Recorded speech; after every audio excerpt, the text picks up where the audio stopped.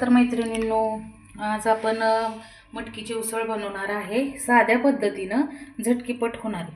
त्याच्यासाठी मोड आलेली मटकी घेतली, 1 वाटी ठेचलेला लसूण घेतलाय, जिरे मोहरी घेतले, मीठ घेतलेलं आहे, शेंगदाण्याचं कूट घेतलेलं आहे, नंतर बारीक चिरलेली मिरची घेतलेली आहे आणि 1 वाटी अर्धी वाटी टमाटे घेतलेला आणि 1 कांदा घेतलेला आहे कापून।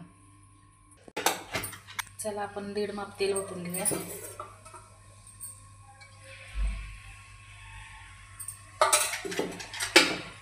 तेल गरम झालेलं आहे। सगळ्यात पहिल्यांदा आपण मोहरी टाकून घेऊया थोडी।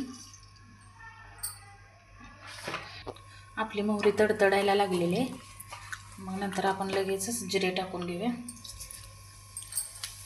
जिरे तडतडले की मिरची टाकून घेऊया, कारण मिरची जरा थोडी तेलात भाजली ना छान लागते चवीला।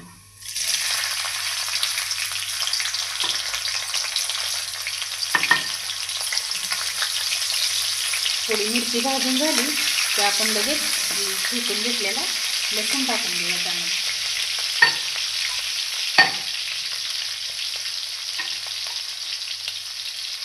लसूण थोडा खरपूस भाजून घेऊया।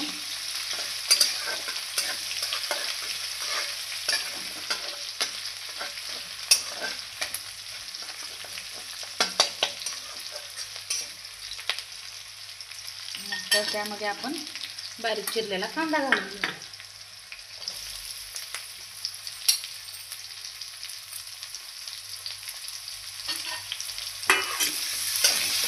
कांदा लाल होईपर्यंत भाजून घेऊया। कच्चा कांदा चांगला लागत नाही मटकीच्या उसळ।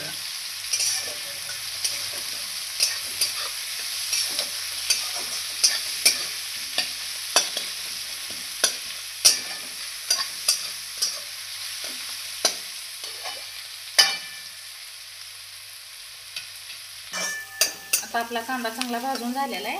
आपण आता यामध्ये टोमॅटो टाकून घेऊया। थोडं अजून टोमॅटो टाकल्यावर भाजून घेऊया। थोडी हळद टाकून घेऊया आता, नंतर चवीपुरतं मीठ टाकून घेऊया। हलवून घेऊया, कारण मी बाकीचे कुठले सुद्धा मसाले टाकणार नाही आज।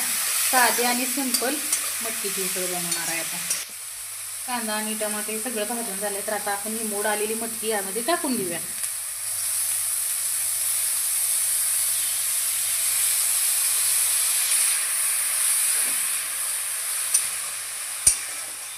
बघू शकता आपली रसरशीत कशी झालेली आहे मटकीची उसळ। त्यात आपण आता शेंगदाण्याचं कूट टाकून घेऊया।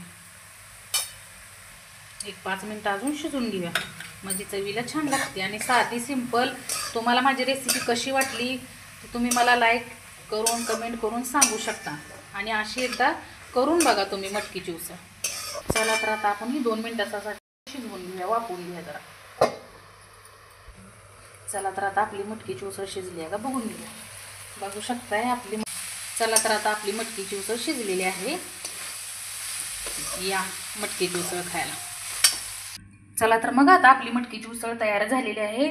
जास्ती तिखट पण नाही, मध्यम मीडियम आणि खूप छान आहे, सिंपल आहे। एकदा करून बघा, आणि माझं व्हिडिओ बघताय त्यामुळे तुमचं खूप खूप धन्यवाद।